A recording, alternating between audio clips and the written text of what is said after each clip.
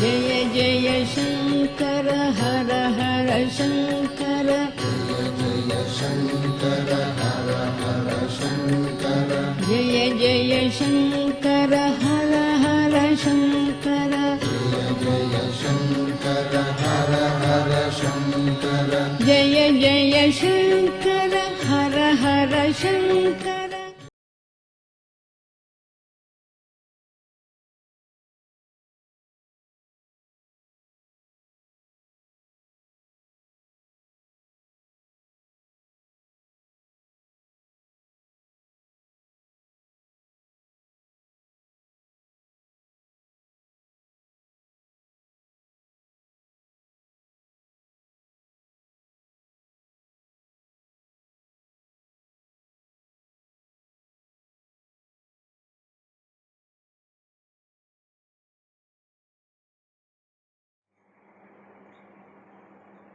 நமஸ்காரம். எல்லோருக்கும் இனிய புத்தாண்டு நல்வாழ்த்துக்கள். இன்னைக்கு தமிழ் வருஷ பிறப்பு, சார்வரி வருஷ பிறப்பு, சைத்திர விஷு புண்ணியகாலம் அப்படின்னு சொல்லுவா. விஷுக்கனி அப்படின்னு கேரள தேசத்துல இது ரொம்ப இந்த வருஷ பிறப்பு கொண்டாடுவா. இந்த விஷுக்கனி அன்னைக்கு மடத்துல பெரியவா எப்படி இருப்பா, மடத்துல என்னென்ன நடக்கும் அப்படிங்கிறது அவசியம் எல்லாரும் தெரிஞ்சுக்கணும்.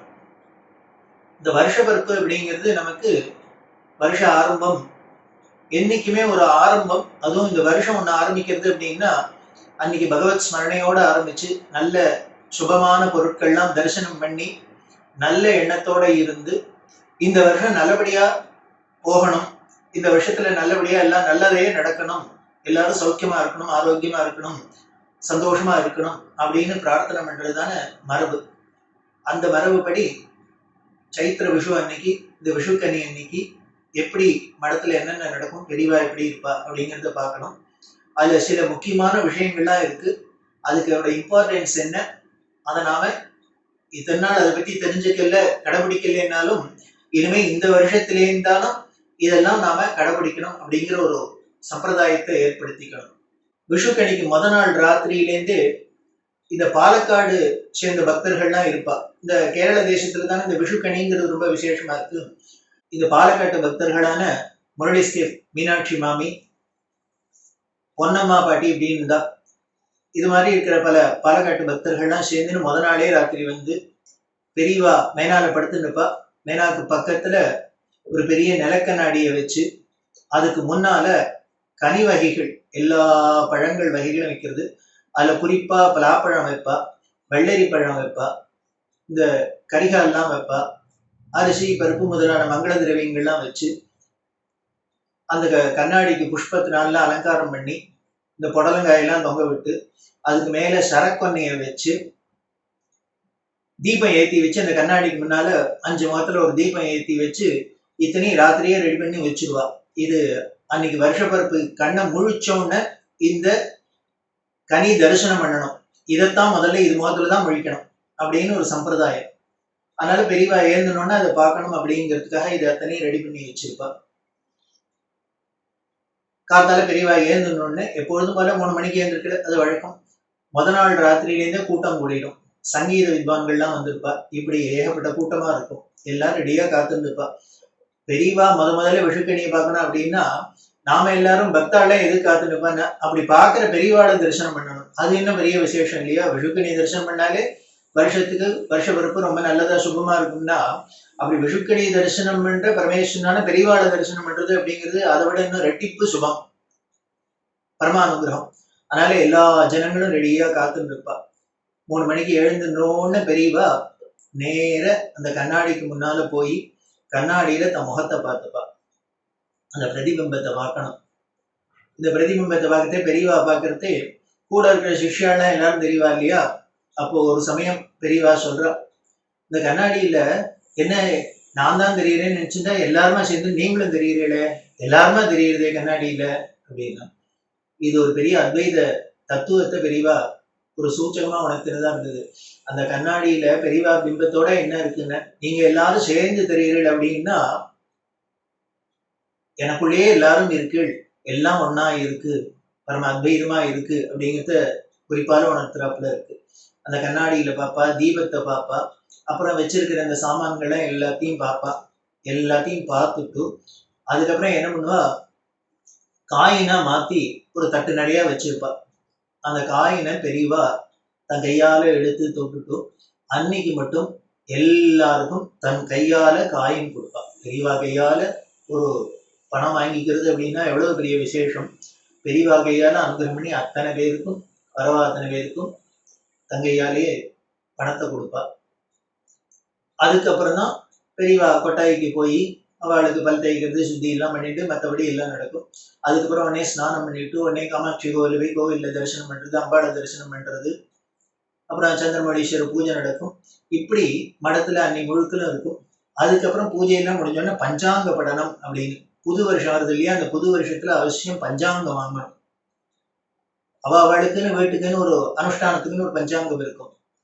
சில பேருக்கு மடத்து பஞ்சாங்கம் அப்படின்னு, மடத்துல பெரியவா என்ன அனுஷ்டானத்துல வச்சுருக்காளோ அந்த பஞ்சாங்கத்தை ஃபாலோ பண்றது. இது ஒரு நாளைக்கு பெரியவா பொள்ளாச்சி ஜெயங்கிற அம்மாட்ட சொன்னா, என் சிஷ்யான்னா என் பஞ்சாங்கத்தை தான் ஃபாலோ பண்ணணும், குரு எதை ஃபாலோ பண்றாளோ அதுதானே சிஷ்யாவை ஃபாலோ பண்ணணும், அதனால என் சிஷ்யான்னு சொல்லிக்கிறவளா மடத்து பஞ்சாங்கம் என் பஞ்சாங்கத்தை தான் ஃபாலோ பண்ணணும் அப்படின்னு சொன்னதுனால பொள்ளாச்சி ஜெயம் மாதிரி சில பக்தர்கள்லாம் என்ன பண்ணுவோம் அப்படின்னு, இந்த மடத்து பஞ்சாங்கத்தையும் அன்னைக்கு பஞ்சாங்கத்தை வாங்கி அதையும் கொண்டு பெரியவாள்கிட்ட கொடுத்து பெரியவாகியால அனுகிரகம் வாங்கிக்கிறது.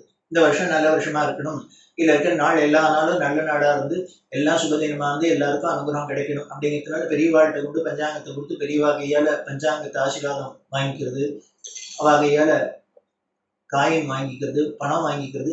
இதெல்லாம் ரொம்ப ஒரு முக்கியமான ஒரு இருக்கும். அது ஒரு மனசுல ஒரு சந்தோஷம் திருப்தி இருக்கும் பாருங்கோ. அந்த வருஷம் முழுக்கலும் நம்ம பெரிய வெற்றி தான் ஜெயம் தான் அப்படிங்கிறப்ப நமக்கு ஒரு கான்ஃபிடென்ஸ் வந்துடும். அதுதான் முக்கியம். அதுதான் குரு சன்னதியில, அதுதான் பெரியவா கிருபை, அந்த சந்நிதி விசேஷம். பஞ்சாங்க படலம், அந்த பஞ்சாங்கம் அப்புறம் பெரியவா சொன்னா, என் சிஷ்யான்னு சொல்லுவாள் என் பஞ்சாங்கத்தை வச்சுக்கணும். ஆனா ஃபேமிலியில பாம்பு பஞ்சாங்கம், வாக்கிய பஞ்சாங்கம் அப்படின்னு பல பஞ்சாங்கத்தை வச்சுட்டு இருக்கா இல்லையா, அவ நம் முன்னோர்கள்லாம் என்ன ஃபாலோ பண்ணிட்டு வந்தாலும் அதைத்தான் ஃபாலோ பண்ணுங்கிறது பெரியவா சம்பிரதாயத்தை மாத்தினதே கிடையாது, அப்படிதான் சொல்லியிருந்தா. ஆனால் இந்த பஞ்சாங்க விஷயத்துல மட்டும் இந்த திருகணிதம் அப்படின்னு சொல்லக்கூடியதான் ரொம்ப அக்யூரசி. அதனால மடத்து பஞ்சாங்கத்துல ஒரு அக்யூரசி ஜாஸ்தி, அதுக்காக அதை ஃபாலோ பண்ணது. அப்புறம் உடனே சொன்னா, அந்த குடும்ப பாரம்பரியத்தை மாற்ற வேண்டாம், ஆத்துல இருக்கிற பெரியவாளோட திதி எல்லாம் வரும் இல்லையா, சாத்தங்கள்லாம் வருமே, அதுக்கு அவ எந்த பஞ்சாங்கத்தை ஃபாலோ பண்ணிருந்தாலும் அந்த வாக்கிய பஞ்சாங்கமோ எதுவோ அதுலயே அதை ஃபாலோ பண்ணலாம். இப்போ நாம மற்ற விரதங்களுக்கு பூஜைக்கு இது மாதிரி இருக்கிறதுக்கு இதை பண்ணலாம் அப்படின்னு சொல்லிட்டு அந்த பஞ்சாங்கம், அந்த பஞ்சாங்கத்தை அந்த பஞ்சாங்கத்துக்கு பூஜை பண்ணி அதுல சம்பத்சர தேவதை, நவகிரக தேவதைகள், இந்த தேவதைகள்லாம் ஆவாகனம் பண்ணி பூஜை பண்ணி அதுக்கப்புறம் அந்த பூஜையில அதை எடுத்து பஞ்சாங்கம் வாசிக்கிறது. அது ஜோதிஷ வித்வான்கள், பெரிய வித்வான்கள் மேல பஞ்சாங்கம் வாசிப்பார். பாகி சந்தியா சுமனசா சர்வார்த்தானாம் உபக்கிரமே என்னத்வா கிருத கிருத்தியாஸ்யோ தம் நமாமி கஜானனம் அப்படின்னு அந்த ஸ்லோகத்தோடு தான் ஆரம்பிக்கிறோம். அதாவது வாகீசன் முதலான பிரம்மா முதலான தேவர்கள் எல்லாமே தாங்கள் எடுத்த காரியத்தை வெற்றியோட முடிச்சு செய்ய வேண்டியதை செஞ்சவர்களா எப்போ ஆறான்னு விநாயகரான இவரை வழிபட்டு ஆரம்பிக்கிறதுனால அப்படின்னு சொல்றதுனால இந்த வருஷம் பஞ்சாங்க முதல்ல பஞ்சாங்கத்தை படிக்கிறோம். அது விநாயகரோட பிரார்த்தனையோட, குருவோட பிரார்த்தனையோட, நவகிரக தேவதைகள் எல்லாம் குலதெய்வதை எல்லாம் பிரார்த்தனை பண்ணிட்டு அந்த பஞ்சாங்கத்தை வாசிக்கிறது. அதுல பஞ்சாங்கம்னா திதி, வாரம், நட்சத்திரம், யோகம், கரணம் அப்படிங்கிற 5 சேர்ந்தது பஞ்சாங்கம். 5 அங்கம் சேர்ந்தது.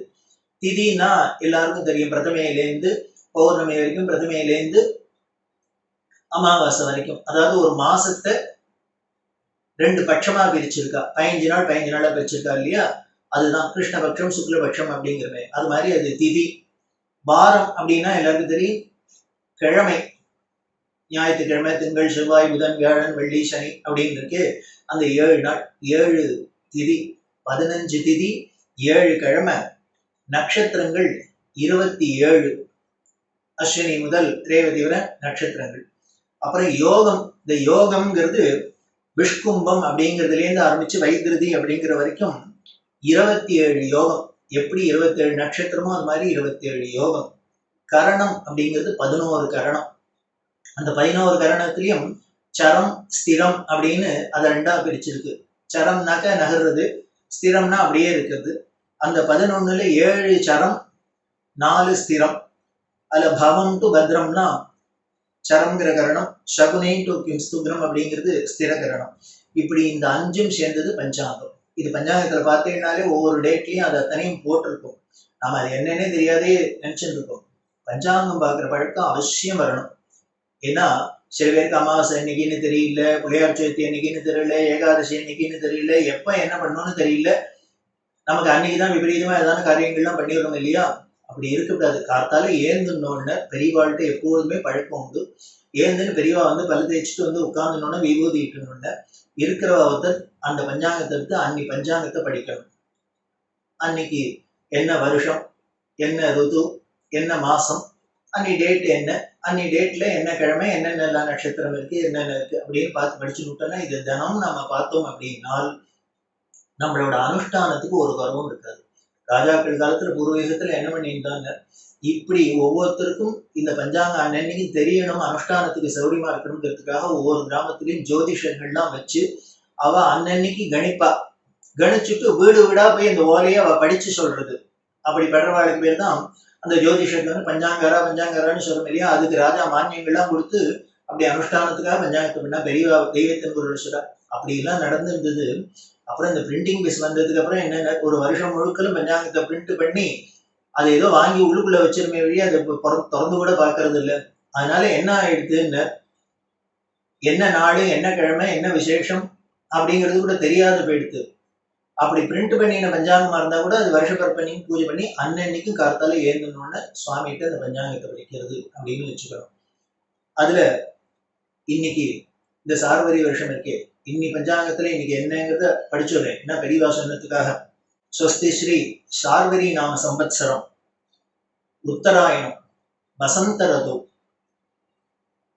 மேஷ மாசம், சித்திர மாசம் அப்படின்னு சொல்றோம். சாந்திரமானதியா சைத்திரம் அப்படின்னு சொல்றோம். இந்த சித்திர மாசம் 1ஆம் தேதி, ஆங்கில வர்த்தமானத்துல ஆங்கில தேதியில ஏப்ரல் 14ஆம் தேதி 2020 வருஷம். இன்னைக்கு திதி சப்தமி திதி. இது 25 நாள் 27 வினாடி இருக்கு. அதாவது சாயந்தரம் 4 மணி 13 நிமிஷம் வரைக்கும் இருக்கு. பூர்வாஷாட நட்சத்திரம் இது 34 நாள் 9 வினாடி இருக்கு. அதாவது சாயந்தரம் ராத்திரி 7 மணி 42 நிமிஷம் வரைக்கும். சிவநாம யோகம் அது 30 நாள் இருக்கு. பாலவா கரணம் அது 56 நாள் இருக்கு. தியாஜ்யம் 55 நாள் இருக்கு. இன்னைக்கு சித்திர விஷு புண்ணிய காலம். இன்னொன்னு போட்டிருக்கிறதுல நிம்ப குசும பட்சணம் அப்படின்னு போட்டிருக்கு. அப்படின்னா என்ன, வாட் இஸ் திஸ் அப்படின்னா, நிம்ப குசுமம் அப்படின்னா வேப்பம்பூக்கு பேர் நிம்புன்னு பேரு. அதுல வேப்பம்பூ பட்சணம் அப்படின்னு பேரு. அதான் நிம்ப குசும பட்சணம் அப்படின்னு பேரு. அப்படின்னா வேற ஒண்ணும் இல்ல, வேப்பம்பூ பச்சடி. இன்னைக்கு வேப்பம்பூ சாப்பிடணும். புதுக்கோட்டை ராதா அப்படின்னு ஒரு அம்மா. இந்த அம்மா வருஷப்பிறப்பு அன்னைக்கு தரிசனத்துக்கு வந்தா பெரியவாழ்கிட்ட. அதனால என்ன பண்ணீங்கன்னா அன்னைக்கு வேப்பம்பூ புளி வெல்லம் 3த்தையும் கொண்டு பெரியவாழ்கிட்ட வச்சு நமஸ்காரம் பண்ணலாம். பெரியவா என்னது அப்படின்னு கேட்டா வேப்பம்பூ புளி வெல்லம் அப்படின்னு. இது என்ன பண்ணலாம், இன்னைக்கு என்ன விசேஷம் இதுக்கு சொல்லு அப்படின்னு. இன்னைக்கு வேப்பம்பூ பச்சடி பண்ற வழக்கம் அப்படின்னு. நீ பண்ணுவீ வாத்துல அப்படின்னு. எப்படி பண்ணுவ அப்படின்னு அந்த அம்மா ஏதோ சொன்னா, தெரிஞ்சத சொன்னா. பெரியவா இதை 3 வச்சு மட்டும் பண்ணா போறாது, இதோட இன்னும் 2 சேர்க்கணும். அது என்ன அப்படின்னா தேனு நெய் இதையும் சேர்க்கணும். அதாவது வேப்பம்பூ வெல்லம் புளி தேனு நெய் இந்த 5 சேரணும். 5ஐயும் சேர்த்து இப்படி எல்லாம் உடனே ரெசிபி சொல்ல ஆரம்பிச்சுட்டு அதுக்கு எப்படி பச்சடி பண்ணணும்னு. இதை பண்ணி எல்லாருக்கும் கொடுக்கணும். கொடுத்தா என்ன தெரியுமா ஆகும் இதோட பலன் அப்படின்னு, எல்லாரும் நமக்கு வசியம் ஆயிடுவா அப்படின்னு. இது வசிய மருந்தான். சாஸ்திரம் சொல்ற வசிய மருந்து வேப்பம்பூ பச்சடி. நாம வேப்பம்பூ பச்சடினாலே எல்லாம் குழந்தையெல்லாம் வேண்டாம் வேண்டாம் ஓடுறது. ஆனா பெரியவா சொல்றா இந்த வேப்பம்பூ பச்சடி தான் வசிய மருந்து. இது அவசியம் அன்னைக்கு பண்ணி வருஷப்பர் பண்ணி எல்லாருக்கும் கொடுக்கணும் அப்படின்னு. உடனே இது கொடுத்தா என்ன பலன் உடனே சொன்னா, வசியம் ஆயிடுவான்னா யாரெல்லாம் வசியம் பண்ணும் பெரியவா உடனே சொல்றா, அன்னைக்கு பண்ணி வேப்பம்பூ பச்சடி இப்படி பண்ணி முதல்ல யாருக்கு கொடுக்கணும், அம்பாளுக்கு கொடுக்கணும். நைவேத்தியம் பண்ணாக்க அம்பாள் நம்ம வசமாயிடுவோம். அதுக்கப்புறம் நாம எந்த வரம் கேட்டாலும் கொடுத்துட்டே இருப்போம். அடுத்தது 2வது யாருக்கு கொடுக்கணும் சொல்லு அப்படின்னா, இவா ஒன்றும் வேலை சொல்ல பெரியவாளே சொல்ற உடனே ஆத்துக்காரருக்கு கொடுக்கணும். ஏன்னு அவர் நம்ம வசமாயிடணும். அப்புறம் நம்ம எது சொன்னாலும் தலையாட்டணும். ஆமா ஆமான்னு ஆச்சா. மூணாவது யாருக்கு கொடுக்கணும் சொல்லு அப்படின்னா உடனே சொல்றா வேலைக்காராளுக்கு கொடுக்கணும். ஏன்னா நாம என்ன வேலை சொன்னாலும் மூஞ்சியை தூக்காத அழுத்துக்காத செய்யணும். பாரு, ஒரு பொம்மநாட்டிக்கு கேட்டதெல்லாம் கொடுக்குற வரம் கொடுக்குற அம்பாள் வசமாயி, அவ எதை சொன்னாலும் தலையாட்டுற ஆத்துக்காரன வசமாயி, என்ன சொன்னாலும் மூஞ்சி தூக்காத வேலை செய்யற வேலைக்காராலும் கிடைச்சிட்டா ஒரு பொம்மநாட்டிக்கு வாழ்க்கையில இதை விட என்ன பெரிய சந்தோஷத்துக்கு வேணும். அதனால வருஷ பிறப்பன்னைக்கு வேப்பம்பூ பச்சடி பண்ணி இவாளுக்கெல்லாம் கொடுக்கணும், எல்லாருக்கும் கொடுக்கணும் அப்படின்னு சிரிச்சுட்டே எல்லாம் சொல்லிட்டு உடனே இதை எடுத்துட்டு போய் மடத்திலேயே வேப்பம்பூ அன்னைக்கு பச்சடி பண்ணி எல்லாருமே கொடுக்குற வழக்கம். தீர்த்த மாதிரி எல்லாருக்கும் கொடுப்பா. அப்படி எல்லாருக்கும் கொடுக்க சொன்னா கொடுத்தா. உடனே இது எதுக்கு கொடுக்கறது தெரியுமோ அப்படின்னா உடனே இந்த அம்மா சொல்றா, மடத்துல எதுக்கு வேப்பம்பூ பச்சடி பண்ணி எங்களுக்கு எல்லாம் கொடுக்குறாங்க, நாங்கள்லாம் பெரியவா வசமாயிடணும், அவ்வளவுதான்.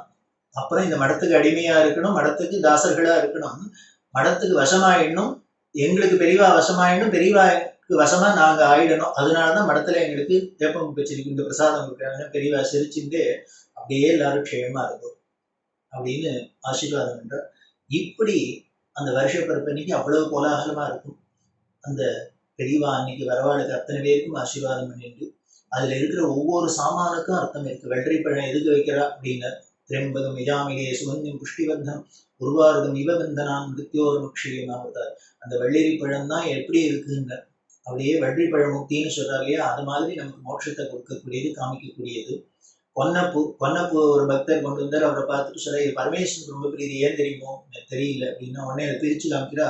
அதுல ஓம் மாதிரி இருக்கு பாரு, பிரணவம் மாதிரி இருக்கு, அதனால பிரணவமா அது இருக்கிறதுனால பரமேஸ்வரனுக்கு பிரீதியா இருக்கு அப்படின்னு.